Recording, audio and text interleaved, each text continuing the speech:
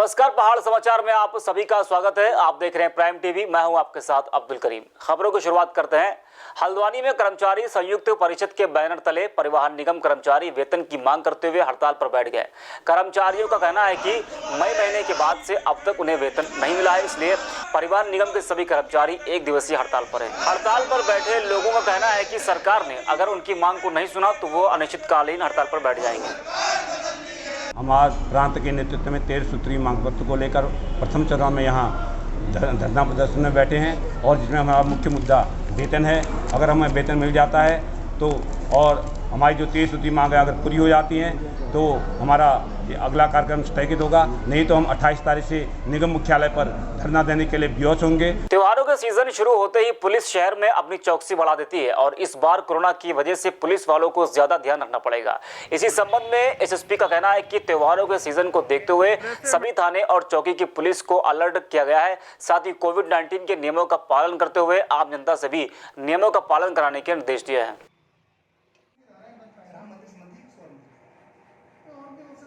देखिए, हमारा अब लगातार त्योहारी सीज़न है। इसमें हमारा दशहरा भी आना है, दिवाली भी आनी है, इसके अलावा भी कई सारे त्यौहार हैं। उन सबको लेके पुलिस लगातार अलर्ट है। हम लोगों ने मास्क के लिए स्पेशल अभियान चला रखा है ताकि लोग मास्क का अधिकतम प्रयोग करें। सोशल डिस्टेंसिंग का भी हम लोगों से अपील करते हैं कि सोशल डिस्टेंसिंग का पालन करें, क्योंकि हम लोग अभी पैंडेमिक के बीच में हैं, अभी ये ख़त्म नहीं हुआ है और कई जगह पे ये दोबारा भी निकल के आया है। तो उसी को ध्यान में रखते हुए अभी तक हमें लापरवाह नहीं होना है और हमें पूरी मुस्तैदी के साथ और मेहनत के साथ में इस कार्रवाई को अंजाम देना है। उत्तराखंड के हल्द्वानी में कांग्रेस नेत्री इंदिरा हृदयेश ने भाजपा सरकार पर कई हमले किए हैं। इंदिरा हृदयेश ने कहा कि भाजपा को कांग्रेस कार्यकर्ताओं के खिलाफ जितने भी मुकदमे दर्ज कराने हैं वो कर ले, लेकिन हमारी सरकार आते ही सारे मुकदमे खारिज कर दिए जाएंगे। साथ ही उन्होंने ये भी कहा कि भाजपा सरकार में कानून व्यवस्था बिल्कुल ध्वस्त हो गई है। मेरा तो ये कहना है कि अपना पूरी तरह मन भर ले ये सरकार, जितने मुकदमे लगाना चाहे लगा दे। हमारी सरकार आ रही है और हम सब मुकदमे खारिज कर देंगे। उसी क्या भारतीय जनता पार्टी के कार्यक्रम नहीं होते? अगर हरीश रावत सिडकुल की परिक्रमा करने गए रोजगार की दृष्टि से तो मुकदमे लगाना कोई ज़रूरी नहीं था, और वो नज़रअंदाज ना करके जानबूझ कर लगाते हैं ताकि आगे ना जाएं, लेकिन कांग्रेस के किसी कार्यक्रम को रोक तो नहीं पाए। काशीपुर में आम आदमी पार्टी ने अपने चुनावी चेहरों को सामने लाना शुरू कर दिया है। खास बात यह है कि समाज सेवी के रूप में जाने जाने वाले दीपक बाली के आप पार्टी का दामन थामते चुनावी सरगर्मियां तेज हो गई है। इस दौरान दीपक बाली ने आगामी विधानसभा चुनाव में 70 सीट पर होने वाले चुनाव को लेकर जीत दिलाने की बात कही है। दीपक बाली ने यह भी कहा कि काशीपुर क्षेत्र का विकास करने और जनता के मुद्दों को उठाने के लिए आप पार्टी में शामिल हुए हैं। मैं अरविंद केजरीवाल जी और उनकी नीतियों से प्रभावित हूँ, क्योंकि जनता की लड़ाई वो लड़ रहे हैं लगातार और जनता के लिए काम कर रहे हैं, और मैं उनके काम करने की राजनीति से प्रभावित हूँ, इसलिए आम आदमी पार्टी के साथ जुड़ा हूँ। लक्सर में सड़क की हालत बेहद ही खराब है। क्षेत्रीय अधिकारियों का कहना है कि सड़क एनएच के पास है। मामला पिछले लंबे समय से अधर में लटका हुआ है और एक बार आया हुआ बजट भी केंद्र सरकार ने वापस मांग लिया था। लोगों के प्रयास के बाद एक बार फिर बजट आ गया, लेकिन सड़क निर्माण शुरू नहीं हो सका। लोगों में इस सड़क के निर्माण के न होने को लेकर काफी गुस्सा है। सड़क निर्माण को लेकर आज कांग्रेस सेवा दल ने रुड़की तिराहे से बालवाली के चौराहे तक हरिद्वार सांसद की शव यात्रा निकाली। सरकार पर फर्क तो जब पड़ता जब सरकार नाम की कोई चीज होती। यहाँ तो कोई दारू पी के सो जाता है, कोई भांग का गोला खा के पड़ जाता है, किसी को पता ही नहीं। रुड़की रोड दिखाई नहीं दे रहा है, सांसद गायब है, विधायकों का पता नहीं है। कांग्रेस सेवा दल का ये चौथा प्रदर्शन है और मुझे पूरी उम्मीद है कि अभी 5-7 दिन में काम लगा देंगे, जैसा मुझे कई अधिकारियों ने डरते डरते बताया है। लेकिन अगर 8 नवंबर तक इस सड़क पे काम नहीं चला तो कांग्रेस सेवा दल और कांग्रेस के लोग कोतवाली लक्सर तिराहे से लेकर के रुड़की बस स्टैंड तक अर्धनग्न प्रदर्शन करेंगे। अर्धनग्न रोडवेज कर्मचारी संयुक्त परिषद आह्वान पर काशीपुर में रोडवेज कर्मचारी अपनी 13 सूत्री मांगों को लेकर प्रदर्शन किया। दीपावली पर्व से पहले रोडवेज कर्मचारियों ने वेतन की मांग की है। कर्मचारियों ने कहा कि त्योहार से पहले उन्हें बचा हुआ वेतन मिल जाए, साथ ही उन्हें बोनस भी दिया जाए।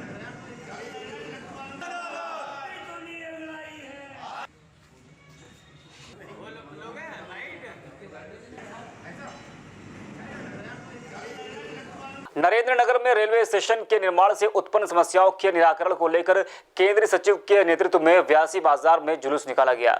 जुलूस निकालने वाले लोगों ने प्रदेश सरकार के खिलाफ जमकर नारेबाजी की। प्रदर्शनकारियों को पुलिस ने निर्माणाधीन जगह पर जाने से रोक दिया।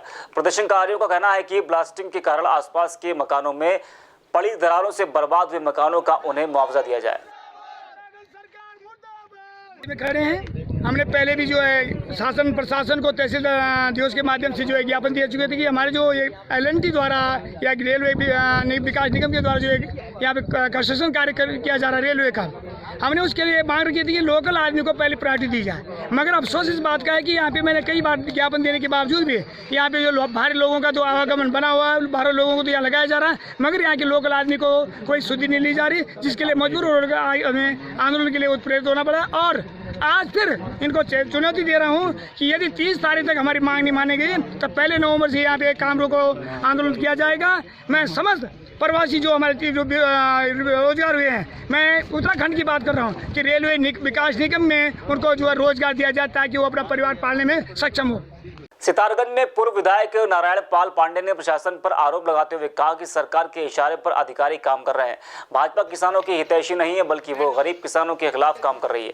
बता दें कि कृषि मंडी में प्रवेश पर पूर्व विधायक के लिए रोक लगा दी गई थी, जिसके बाद पुलिस ने हिरासत में लेकर पूर्व विधायक सहित 5 लोगों पर मुकदमा दर्ज किया है।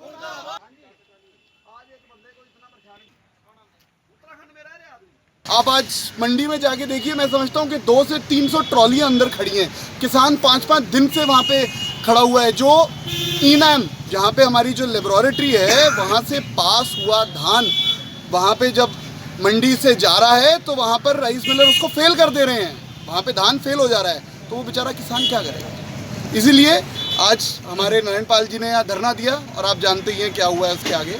तो अब विकासनगर तहसील क्षेत्र में एक ही बनवारी राइस मिल होने के कारण काश्तकारों को बड़ी दिक्कतों का सामना करना पड़ रहा है। लोगों का कहना है कि राइस मिल में जगह जगह समस्याएं हैं। धान कई दिनों से गाड़ियों पर ही पड़ा हुआ है और मिल में रखने के लिए बोरियां भी नहीं है। धान का सही से रखरखाव भी नहीं हो पा रहा है।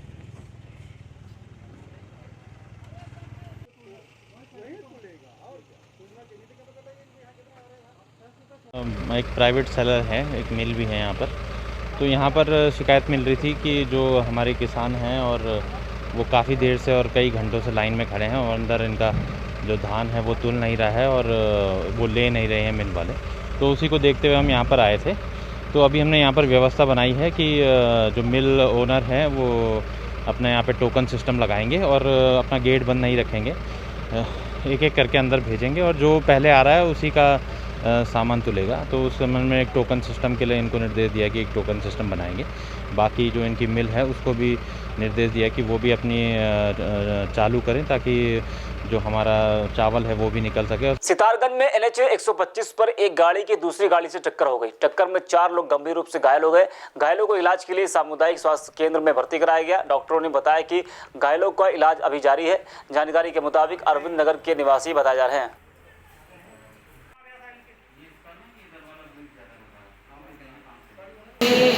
शक्ति पंप साइड के रहने वाले हैं। ये टुकटुक में जा रहे थे, इसमें से 2 को हेड इंजरी है और एक के पैर में फ्रैक्चर है और काफ़ी इंजरी है।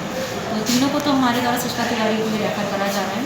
अभी कंडीशन चारों मरीज की स्टेबल है। चमोली में ब्लॉक सभागार में महिला मंगल दलों और युवक मंगल दलों के लिए कार्यक्रम का आयोजन किया गया, जिसमें बतौर मुख्य अतिथि बद्रीनाथ विधायक महेंद्र प्रसाद भट्ट मौजूद थे।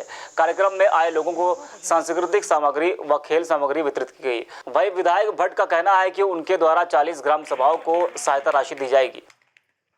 द्वारा 12 समूह को जो उनके लिए जिला योजना धनराशि उनके लिए स्वीकृत होती है, उसके माध्यम से 6 महिला मंगल दल और 6 युवा मंगल दल, ऐसे 12 समूह को आज सामग्री वितरित की गई है।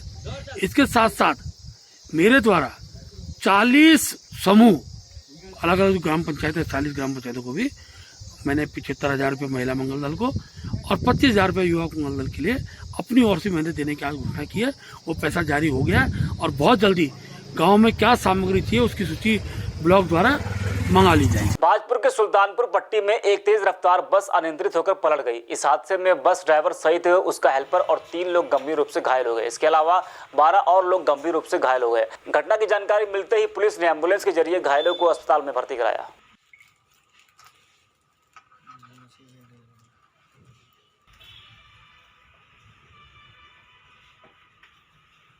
अर्ली मॉर्निंग एक खैरा ट्रांसपोर्ट की बस सुल्तानपुर पट्टी के पास अनियंत्रित होकर पलट गई थी। इसमें एक व्यक्ति घायल हुआ था, बाकी छोटी मोटी चोटें 3 लोगों को आई थी।